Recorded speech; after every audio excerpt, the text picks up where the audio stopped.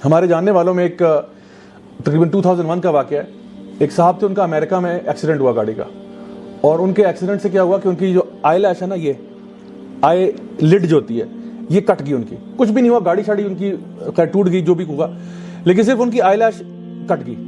اب سوچیں کہ وہ اس آئی لیش کے جانے سے کتنی تکلیف کے اندر آ گئے. وہ کہتے ہیں کہ میں اب آپ کی جو آئی لیش ہے نا, یہ جو آئی لڈ ہے, یہ بیسکلی کیا کرتی ہے, آپ کی آنکھ کو صفائی کا کام کرتی ہے. جیسے وائپر ہوتا ہے نا, اس طرح یہ آنکھ کو صاف کرتی رہتی ہے.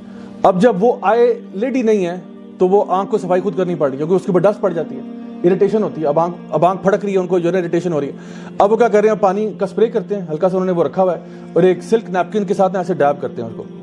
لیکن آپ دیکھیں کہ ڈیب کرتے کرتے بھی نا اسکن پھٹنا شروع ہو جاتی ہے. اگر کبھی زکام ہمیں ہوا ہو اور ہم ٹیشو پیپر سے ناک صاف کرتے رہتے ہوں, تو صبح سے زکام لگا ہوا ہے, شام تک آپ کا ناک کٹنا شروع ہو جاتا ہے, کیونکہ وہ ٹیشو ہے نا. حالانکہ ٹیشو کتنا سافٹ ہوتا ہے, لیکن ٹیشو سے آپ کا ناک کٹ رہا ہے کیونکہ بار بار ڈیب کرنے سے نا وہ کٹس پڑ جاتے ہیں. اب سوچیں جو بندہ صبح شام آنکھ پہ سلک نیپکن ہی صحیح, نیپکن کچھ فرکشن تو ہو رہی ہے نا, تو یہ اسکن ویسے بڑی سینسٹیو ہوتی ہے, تو یہاں پہ نا مطلب زخم بننے شروع ہو گئے. کچھ ہی عرصے کے بعد یہاں پس پڑنا شروع ہو گئی. 1 مہینے کے بعد وہ اتنی تکلیف میں آ گئے, کہتے ہیں میں پانی مارتا تھا, میری چیخیں نکل جاتی تھی, اتنا پینفل ہو گیا. تو ڈاکٹر سے پوچھا میں کیا کروں, انہوں نے کہا بھائی اس کے 2 ہی علاج ہو سکتے ہیں, یا تو تم اس کو برداشت کرو اور ایکسٹرنل ٹریٹمنٹ ہے, کوئی مطلب ویزلین وغیرہ لگا کے رکھا کرو, تو یہ ٹیمپرری فکس ہے, لیکن یہ پکا سولوشن نہیں ہے. ویزلین اب پورے دن منہ پہ تھوپ کے رکھی ہوئی ہے, اس کو کیا فائدہ ہوگا. تو کہتے ہیں بس یہ ہے, یہ کام کرو, یا پھر یہ ہے کہ تم اپنی یہ آنکھ کو ضائع کر دو, یہ تمہارے کسی کام کی نہیں رہے گی, ڈیب کرنا چھوڑ دو, آنکھ ضائع ہو جائے گی. لاسٹ ٹائم کب شکر کیا تھا اللہ تعالیٰ کا کہ اللہ تو نے مجھے آئی لڈز دی ہیں, تیرا بڑا شکر ہے, کیونکہ کچھ لوگ ایسے ہی ہیں جن کے پاس نہیں ہے. کبھی انسان نے شکر گزاری کرنی ہو نا, تو کبھی کسی انٹینسو کیئر یونٹ کا چکر لگا کے نا وہاں لوگوں کی حالت دیکھ کے آیا کہ وہ لوگ جو وہاں بیٹھے ہیں وہ کیا کر رہے ہیں اور میرے پاس کیا ہے. یا کبھی کسی سائیکیٹرک وارڈ کا چکر لگا کے دیکھے کہ وہ لوگ وہاں کیا کر رہے ہیں اور میرے پاس کیا ہے.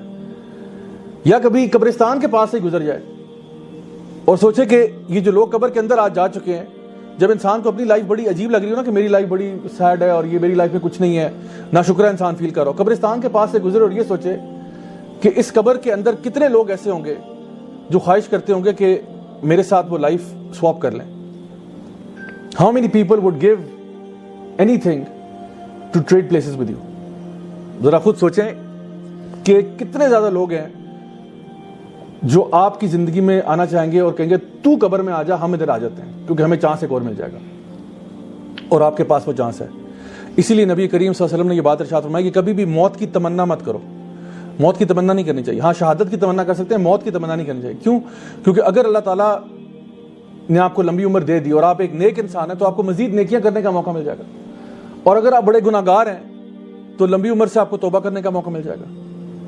سو کبھی بھی انسان کو ناشکرا نہیں ہونا چاہیے. اسی لیے خودکشی حرام ہے کہ انسان جو ہے نا بے صبری میں اپنی جان لے لیتا ہے. سو یاد رکھیں کہ اللہ تعالیٰ کا شکر ادا کرنا, اس میں بہت سارے ہمارے پاس ریزنز ہیں, بہت سارے ریزنز ہیں کہ جس کی وجہ سے انسان اللہ کا شکر گزار ہو سکتا ہے. اور اگر اللہ تعالیٰ کا شکر گزار انسان نہیں ہوتا, اس کا مطلب ہے کہ وہ اچھا آدمی نہیں ہے. اللہ کی نعمتوں کو جو ریکگنائز ہی نہ کر سکے, یعنی اللہ سبحانہ تعالیٰ قرآن مجید میں خود ارشاد فرماتے ہیں کہ یا ایھا الناس انتم الفقراء الی اللہ واللہ هو الغنی الحمید, کہ اے انسانوں تم سب اللہ تعالیٰ کے آگے مانگتے ہو, تم سب کیا ہو, فقیر ہو اللہ کے آگے, اور اللہ غنی الحمید ہے.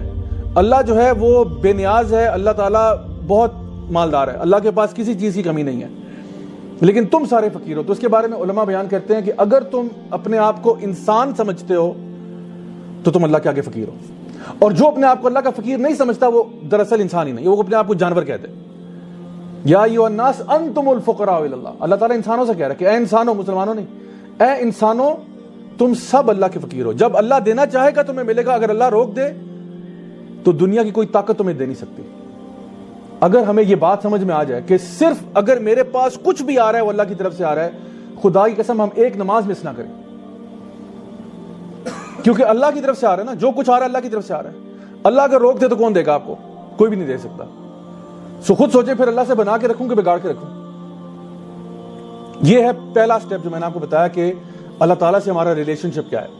اللہ تعالیٰ خود ہی بہت عظیم ہے, اور اللہ تعالیٰ کا شکر بھی ہمیں کرنا بنتا ہے, کیونکہ جو کچھ آج ہمارے پاس ہے ایک ایک نعمت جو ہے وہ اللہ کی طرف سے ہے.